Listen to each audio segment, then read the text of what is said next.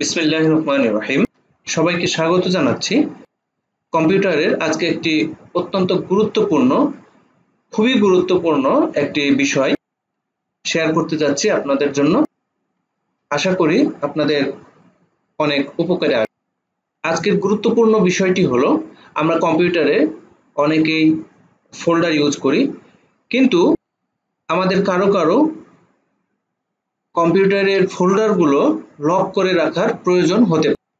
অর্থাৎ আজকের অত্যন্ত গুরুত্বপূর্ণ বিষয়টি হলো, আপনি একটি কম্পিউটারের ফোল্ডারে বিভিন্ন ফাইল, অডিও, ভিডিও ইত্যাদি বিভিন্ন ধরনের জিনিস রেখে আপনি ফোল্ডারটিকে লক করে রাখবেন, যাতে আপনি ছাড়া অন্য কেউ আপনার এই ফোল্ডারটি ওপেন করতে না পারে। তো সেই গুরুত্বপূর্ণ বিষয়টি আজকে আমরা শিখব। চলুন কথা না বাড়িয়ে আমরা দেখি গুরুত্বপূর্ণ বিষয়টি, আমরা একটি ফোল্ডারকে কিভাবে লক করতে পারি। প্রথমে আমরা যে ফোল্ডারটিকে লক করতে চাই সেই ফোল্ডারটিকে আমরা সিলেক্ট করব।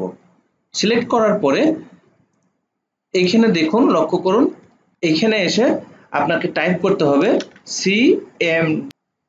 আবারও লক্ষ্য করুন, প্রথমে ফোল্ডারটিকে সিলেক্ট করবেন, তারপরে এইখানে যা থাকবে সব মুছে দিবেন। মুছে দেওয়ার পরে এখানে টাইপ করতে হবে, এই ফোল্ডারের লোকেশনে টাইপ করতে হবে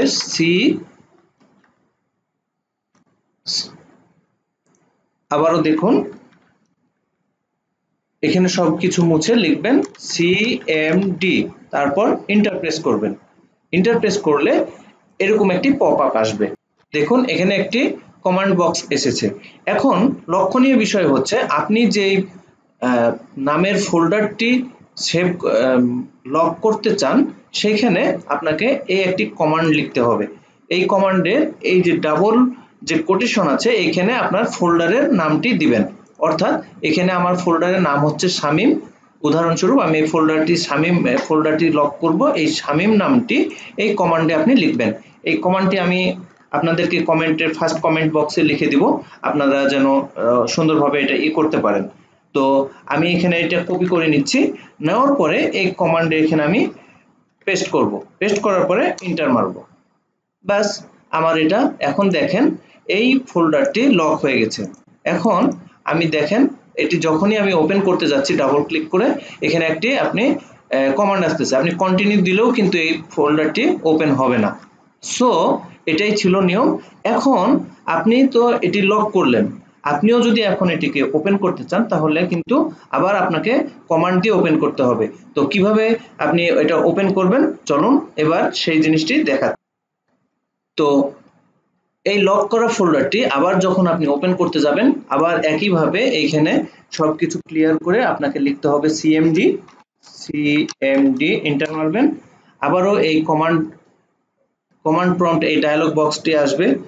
তারপরে আপনি যখন এইখানে আবার এটি কপি করে নেবেন, অর্থাৎ একই কমান্ড, একই জিনিস, আপনার এই ফোল্ডার নামটি থাকবে, লাস্টে থাকবে এটা হলো n, এবং ওপেন করার জন্য এটা থাকবে f।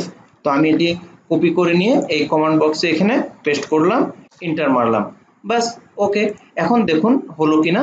এখন আপনি এটি আবার ডাবল ক্লিক করুন, দেখেন যে ফোল্ডারটি ওপেন হয়ে গিয়েছে। So that's it. আশা করি অনেক উপকৃত হয়েছেন।